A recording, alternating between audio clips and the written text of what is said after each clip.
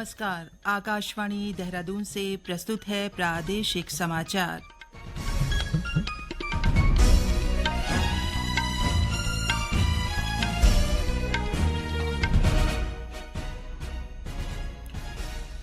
पहले मुख्य समाचार। प्रदेश में जल्द लागू होगी सामान्य नागरिक संहिता। नियमावली बनाने को लेकर गठित समिति ने मसौदे को अंतिम रूप दिया।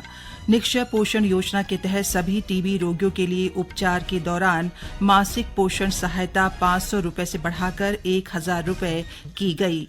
आवास मंत्री डॉ प्रेम चंद्र अग्रवाल ने आवासीय मानचित्रों को 15 दिन के भीतर और व्यावसायिक मानचित्रों को 30 दिन में पास करने के निर्देश दिए।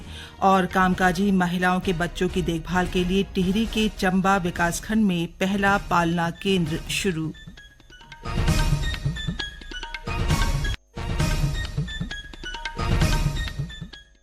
दोपहर समाचारों के साथ मैं पंकज सनवाल खुलबे। और अब समाचार विस्तार से।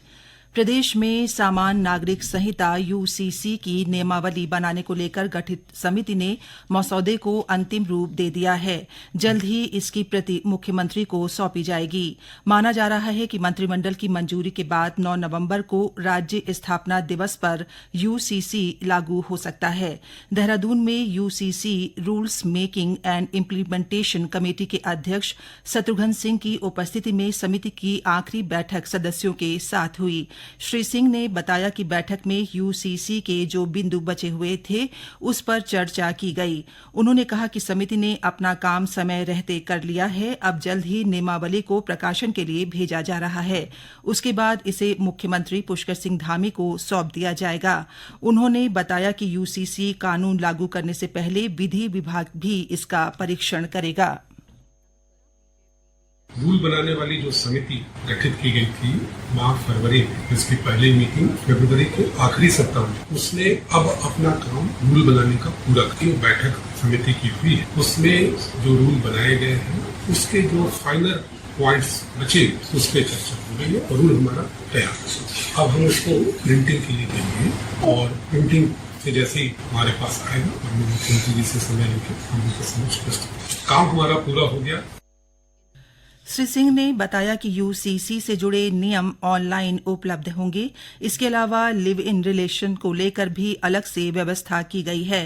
वहीं शादी, तलाक, वारिस और विरासत समेत विभिन्न पारिवारिक मुद्दों पर समिति ने विस्तृत सिफारिश की है।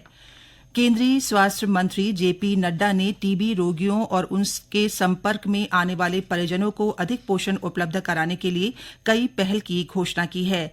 देश से क्षय रोग के उन्मूलन पर बल देते हुए श्री नड्डा ने कहा कि निक्षय पोषण योजना के तहत सभी टीबी रोगियों के लिए उपचार के दौरान मासिक पोषण सहायता 500 रुपये से बढ़ाकर 1000 रुपये की कर दी गई है।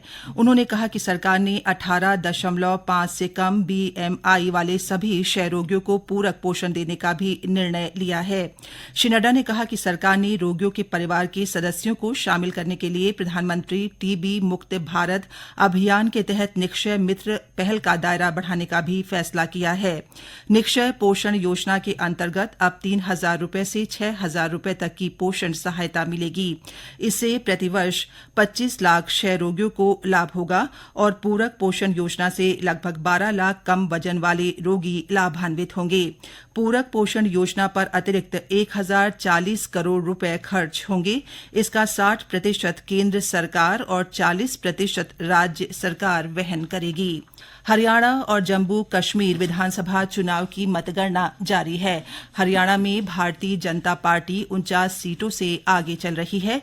वहीं कांग्रेस 34 सीटों पर बढ़त बनाए हुए है। उधर जम्मू कश्मीर में नेशनल कॉन्फ्रेंस और कांग्रेस गठबंधन 52 सीटों पर आगे चल रहे हैं। भारतीय जनता पार्टी को 27 सीटें मिलती नजर आ रही हैं। हालांकि अभी किसी भी सीट पर मतगणना पूरी नहीं हुई है। राष्ट्रपति द्रौपदी मुर्मू आज नई दिल्ली में वर्ष 2022 के लिए 70वें राष्ट्रीय फिल्म पुरस्कार प्रदान करेंगी। इस अवसर पर अभिनेता मिथुन चक्रवर्ती को सिनेमा के सर्वोच्च सम्मान दादा साहेब फाल्के पुरस्कार से सम्मानित किया जाएगा। ऋषभ शेट्टी को कन्नड़ फिल्म कंतारा के लिए सर्वश्रेष्ठ अभिनेता का पुरस्कार दिया जाएगा। नित्या मेनन को तमिल फिल्म थिरुचित्रा मंबलम के लिए और मानसी पारेख को गुजराती फिल्म कच्छ एक्सप्रेस के लिए सर्वश्रेष्ठ अभिनेत्री का पुरस्कार दिया जाएगा। ये समाचार आप आकाशवाणी के देहरादून केंद्र से सुन रहे हैं। शहरी विकास व आवास मंत्री डॉ प्रेम चंद्र अग्रवाल ने आवासीय मानचित्रों को 15 दिन के भीतर और व्यावसायिक मानचित्रों को 30 दिन में पास करने के निर्देश अधिकारियों को दिए हैं। देहरादून में हरिद्वार रुड़की विकास प्राधिकरण के कार्यों की समीक्षा करते हुए डॉ अग्रवाल ने कहा कि जिन मानचित्रों में कमियां पाई जाती हैं उन पर बार बार आपत्ति न लगाते हुए केवल एक बार ही आपत्ति लगाकर उसका निस्तारण कर लिया जाए और मानचित्रों को निरस्त करने के कारणों का स्पष्टता से उल्लेख भी किया जाए। आवास मंत्री ने प्राधिकरण की ओर से किए जा रहे पार्कों के निर्माण और निर्मित प्लॉटों की भी जानकारी ली। उन्होंने अनाधिकृत कॉलोनियों के संबंध में भी अधिकारियों से जानकारी ली और ड्रोन के माध्यम से भी ऐसी कॉलोनियों पर नजर रखने के निर्देश दिए।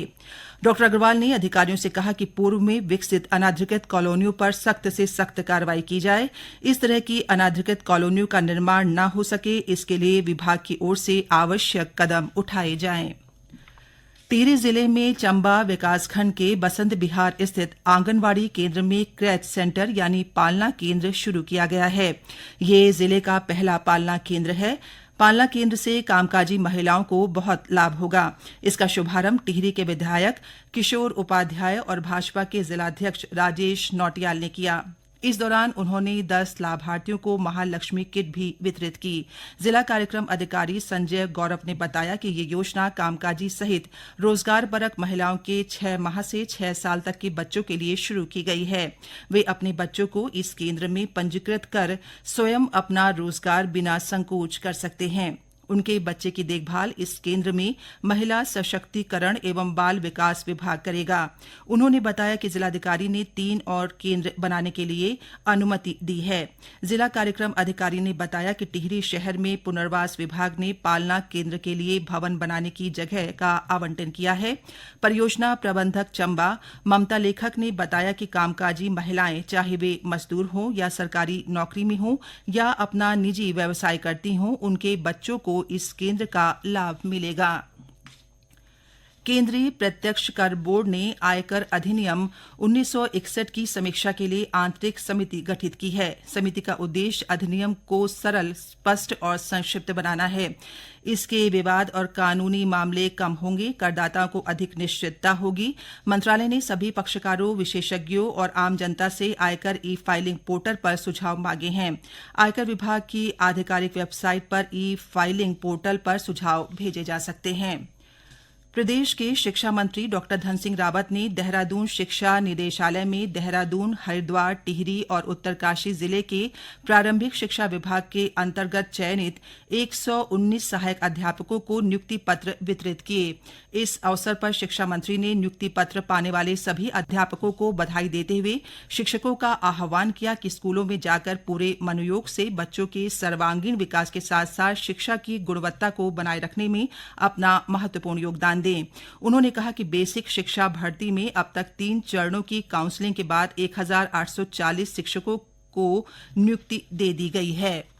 राज्यपाल लेफ्टिनेंट जनरल गुरमीत सिंह ने ऊधम सिंह नगर जिले के IIM काशीपुर में उत्तराखंड प्रकोष्ठ का उद्घाटन किया। इस अवसर पर राज्यपाल ने कहा कि इसका मुख्य उद्देश्य प्रदेश सरकार के लिए योजना और कार्यक्रम को विकसित करना है, उनका आकलन तथा क्रियान्वयन में योगदान करना है। उन्होंने कहा कि उत्तराखंड प्रकोष्ठ राज्य व IIM काशीपुर के लिए एक थिंक टैंक का काम करेगा।